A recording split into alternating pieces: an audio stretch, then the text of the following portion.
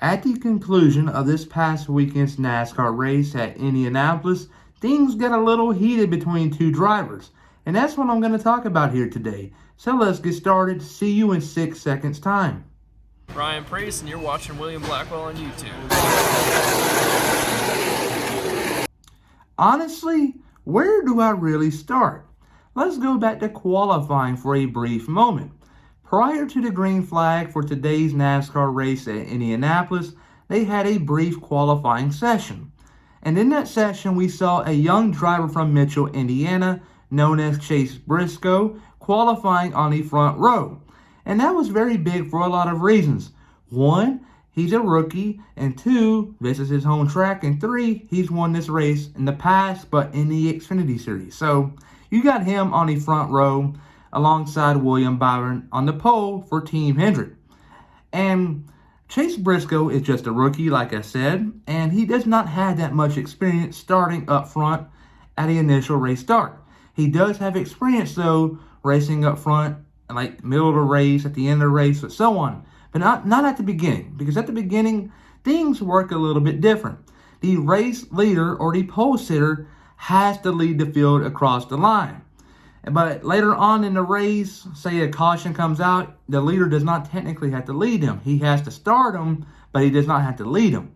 But Briscoe, in my opinion, did a great job on that initial start. He held his own and stayed in second place. And on lap 2, going into turn 7, William Byron overshot that corner, and Chase Briscoe got past him and took the lead and led, I think it was 11 laps in total. And he eventually decided to pit, and when he pit, everyone else came with him, but under that caution, he shut his car down. And when he shut his car down, it did not want to fire back up automatically, and he lost a lot of pace with the 9, the 5, 24, and the 22. And he got behind the 22, and he zoomed past them all and got back up to the lead while the caution was out. And NASCAR said, whoa, this ain't going to happen. You're going behind the 22, and that's where he went, and I thought it was a fair call. And ever since then, Briscoe just kept on falling back in the running order and eventually found himself running in 35th position, and it was just a disappointing day for him. But eventually, around 10 to go, I think it was, we saw a caution come out, and it was for the turtle or bump, or whatever you want to call it, on the backstretch, having a major breakdown. It all started with James Davison going over it and his whole splitter coming apart, and NASCAR had to pick that up. And when they picked that up, it stacked the field up, and Briscoe, who was running in the 30s at the time, went all the way up to 4th place because he had all the leaders come down pit road and take some fresh rubber. But they restarted, and we saw a big pileup on the first lap around that back straightaway. But NASCAR resumed on. It was Martin Truex Jr. and Ryan Blaney and a couple others, but they continued on. But the next time by, we saw a huge wreck. We saw William Byron going up into the air, Kyle Busch going up into the air, Joey Logano going hard into the tire wall, Tyler Reddick was involved. He was not involved. Ryan Priest was involved, and a lot of other drivers, Daniel Suarez. And NASCAR had to do something about it. And what they did was remove that bump, like all of it. And I thought it was a great move. But some fans were still wondering what is going to happen to the other bump that was right beside it. NASCAR just let it stay there for the time being. And on that restart, and you guessed it, they hit that bump. And when they hit that bump, Michael McDowell hit it, and he went up into the air completely. And I haven't really seen a NASCAR go that high up in the air and remain on all 4 wheels in a long time. But he did, and he came back down and spun around and got hit on the driver's side by Austin Dillon. Luckily, he was all right. Austin Dillon was also involved, like I said, and Tyler Reddick was, and Kevin Harvick. But man, NASCAR had a lot of issues on that one corner. But they finally restarted, and we saw Chase Briscoe and Denny Hamlin going down into turn 1, and AJ Allmendinger on fresh tires, making it 3 wide. And Chase Briscoe was on the outside in terms of the road course, the way it was laid out. And Hamlin forced him into the grass. And Briscoe continued on and came back onto the track in the lead all of a sudden. And Hamlin got past him, but a lot of fans, including myself, speculate that Briscoe let Hamlin by so NASCAR would immediately just throw this discussion away about possibly penalizing him. He gave the position back. And they continued on, and eventually, around the backstretch, they told the 14 team that he's going to be penalized if they stop and go in turn 10.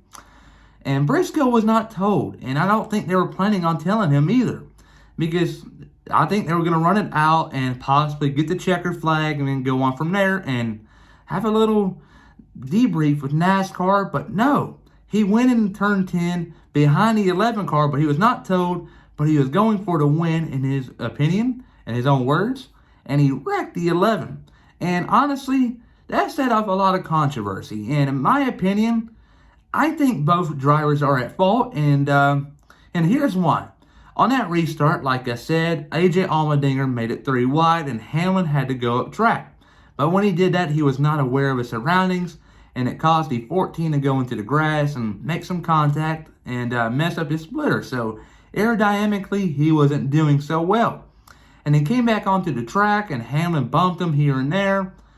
And then on the backstretch, Chase Briscoe was not told yet, but he was going for the win. If you're a rookie at your hometown track, having that close of a chance to win, you're going to give it your all and possibly wreck the person in front. And Chase Briscoe did that, and it's really controversial here. But I think it was on purpose, but he was going for the win. He wasn't doing that just to eliminate the 11 because he was out, but I think he was going for the win, and I just think it's a fair deal. And then Denny Hamlin, after the race, stormed down to the 14 car and then talked to Chase Briscoe. And a lot of drivers, and when that happens, they might lose their cool and possibly get into a fight and a bad altercation. And then when they get interviewed, they might say some crazy words. But Hamlin did not. He go down there and stated his piece and left. And when NBC interviewed him, man, I gained a lot of respect for him. I'm a Chase Briscoe fan, and at that point in time, I was very disappointed. But when I saw that interview, Denny Hamlin acted like a true professional, and he kept his cool. And man, that's so cool to see Denny Hamlin keep his cool, because if it were like Kyle Busch or someone else, they would have lost their stuff, got in a fight, and had so much drama built up. But Hamlin kept his cool, and I really admire that and respect that, and Chase Briscoe did too. And is this something that's going to go on moving forward? I really don't think so. But if, I don't know, Chase Briscoe's in the lead at home, and they're not racing at Homestead. They're racing at Phoenix for the championship race, and Hamlin's behind them, and there's no fault at it. I still think Hamlin will bump him out of the way, but I just don't think so. But these are two drivers that really don't get into much incidents. I know Hamlin got in some in the past with Logano, but he's kept his cool recently. So both of these drivers had a little incident here at Indianapolis, but moving forward, I think that will come to an end. But man, how about that race at Indianapolis? That was a true disaster, and I do not think they will be racing at the road course next year in 2022. Comment down your opinions down below. Please like and subscribe.